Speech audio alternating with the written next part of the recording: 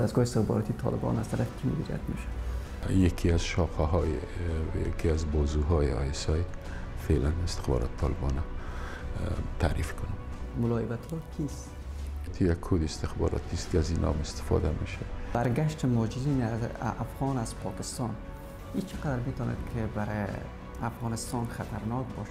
اولا مدارس انتقال داده شد، بعد از مهاجرین انتقال داده شد. آیا از افراد متهم و خطرناک که در قید شما بود فشارهای سیاسی وارد شده؟ بله، همیشه ما گفتیم سیاست وقت مافیایی شد. کیا بیشتر همراه شما با تماس میشه؟ هر چیزی که ما در گذشته گفتیم ما مستند گفتیم.